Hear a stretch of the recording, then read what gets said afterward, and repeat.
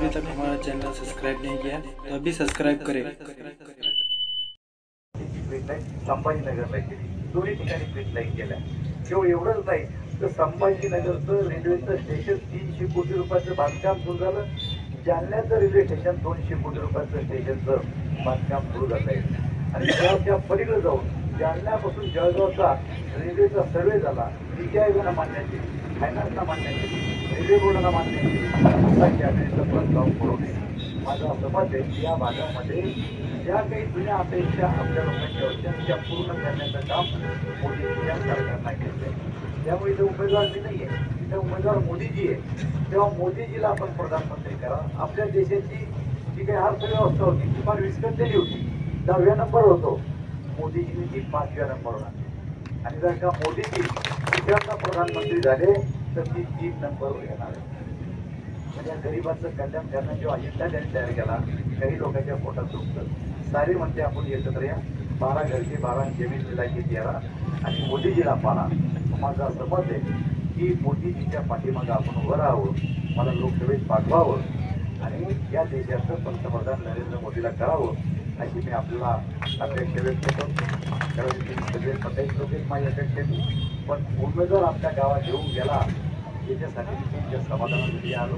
आपण मतदान करावं अशी अपेक्षा व्यक्त करतो आणि माहिती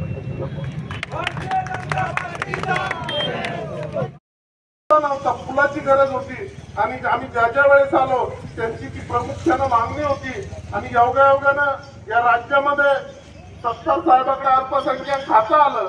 आणि या आचारसंहिता लागण्याच्या मला वाटतं 15 दिवस अगोदर आम्ही त्या रस्त्यासाठी सुद्धा, त्या पुलासाठी सुद्धा 45 लाख रुपये निधी मंजूर केला अल्पसंख्याक खात्याकडून कमी. आणि जशी आचारसंहिता संपेल त्यानंतरला त्या पुलाचं कामही सुरू होईल. आम्ही जो शब्द दिला असेल असा एकही शब्द नाही. तुम्ही कोणाला विचारा गावामध्ये की बालकिशोर पराडकरांनी सांगितलं हे काम करतो आणि ते झालं नाही. असं जर कधी असेल तर कोणी वर हात करावं की बा हे काम तुम्ही सांगितलं होतं आणि ते झालं नाही. नाही ते तिकडचा विषय ना आता आपला. आता ते तर आपल्या याच्यावरचा विषय कुठला गेवराई गुंगी आणि तुमचा पिंपळगावच्या माथ्यावरचा गणपती मंदिराचा विषय तो तर आपण पिंपळगाव आणि गेवराई मध्ये जाऊ त्यावेळेस बोलू. पण याही गावामध्ये कुठलंही काम सांगितलं असेल, कुठल्याही व्यक्तीने सांगितलं असेल, सामान्य व्यक्तीने तरी आपण ते काम करण्याचा प्रयत्न केला. आणि अध्यक्ष महोदय तुम्हाला सांगतो एवढी कामं केली पण एकच वेळेस उद्घाटनाला आलो मी. शक्यतो उद्घाटनाच्याही लफड्यात पडत नाही कुठल्या. त्यामुळे मला गावकऱ्यांना विनंती, आपल्या आपल्यामध्ये मतभेद असतील, आताचे सरपंच पहिले सरपंच काय तुमच्या गावामध्ये मतभेद असतील ते बाजूला ठेवा. आणि जर कधी आपल्याला हा विकास असाच पुढे करायचा असेल तर येणाऱ्या 13 तारखेला सन्माननीय आपले खासदार आणि केंद्रीय मंत्री रावसाहेब पाटील दादा दानवे यांना कमळ यांनी शनिवार फुलीचा सिक्का मारून प्रचंड मताने विजय करा.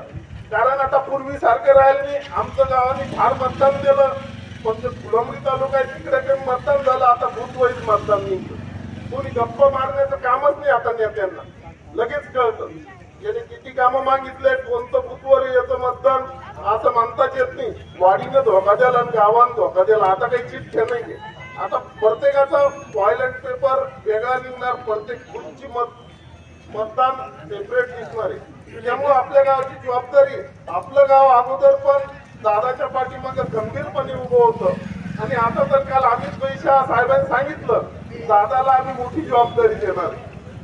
दादा तर 100% निवडून येणार आहे याच्यामध्ये कुठलीही शंका नाही.